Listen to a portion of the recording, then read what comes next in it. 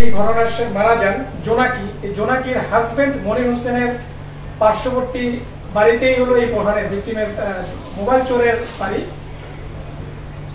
তো ভিকটিমের বাবা এই রুবি আক্তারের কাছে সাহায্য চায়। যখন চুরি করার পরে সে ধরা পড়ে, তখন যখন তাকে মারধর করা হয়, তখন রুবি আক্তারের কাছে চায় যে এরকম আমার ছেলেকে এরকম মারধর করছে, তাকে পাওয়া যাচ্ছে না, তোমরা আমাদেরকে সাহায্য করো।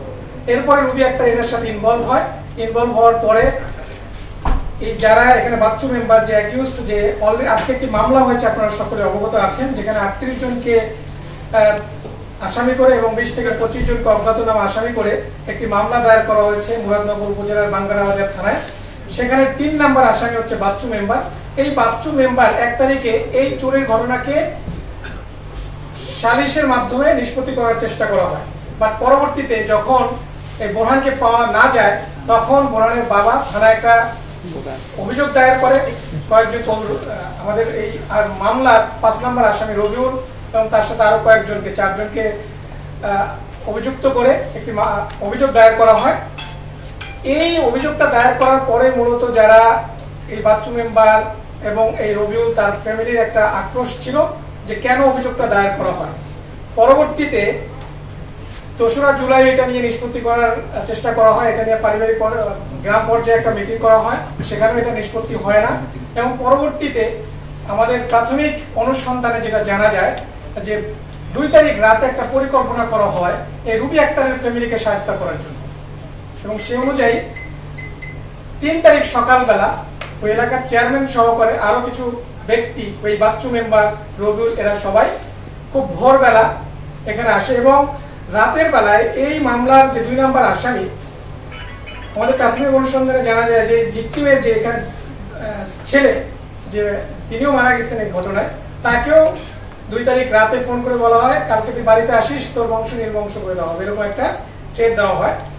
পরবর্তীতে যখন 3 তারিখ সকালবেলা হয়, সেখানে জমায়েত হয়। এখানে যখন রুবি আক্তারের বাড়ির সামনে সময় যায়, যাওয়ার পরে ওই ফ্যামিলি মেম্বারকে ডাকা হয়। সেখানে কথা কাটাকাটি এবং তর্কাতর্কি হয়।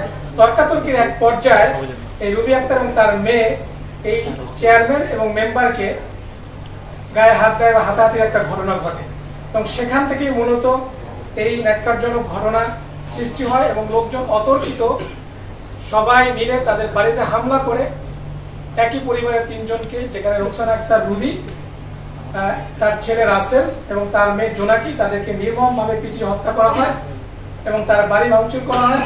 এবং সেখানে তার আরো 2 জন মেয়ে ছিল, তারা যদিও সেখানে আহত হয়ে তারা পালাতে সক্ষম হয়। একজন এখনো হসপিটালে অ্যাডমিটেড আছে। তো এই ছিল মূলত ঘটনা। একই পরিবারের 3 জন নিহত হয়। যারা নিহত হয়েছে তাদের নামে অনেক অভিযোগ রয়েছে, ছিল আগে, এবং তাদের প্রতি এলাকাবাসীর একটা আক্রোশ ছিল, সেটাও বোঝা যায়। এবং যে রুবি আক্তার, তার নামে আমরা সোফার 11টা মামলা পেয়েছি এবং তার ছেলে, তার নামে 9টা মামলা রয়েছে। তো এই ছিল মূলত 3 তারিখের যে ঘটনাটা। সেখানে জড়িত আমরা 6 জনকে অ্যারেস্ট করেছি। এর মধ্যে যে মামলা, তার মামলার 3 নম্বর আসামি, 5 নম্বর আসামি এবং 33 নম্বরের যে অভিযুক্ত, তাদেরকে আমরা অ্যারেস্ট করেছি এবং সাথে আরো 3 জন তাদের সহযোগীকে অ্যারেস্ট করা হয়েছে।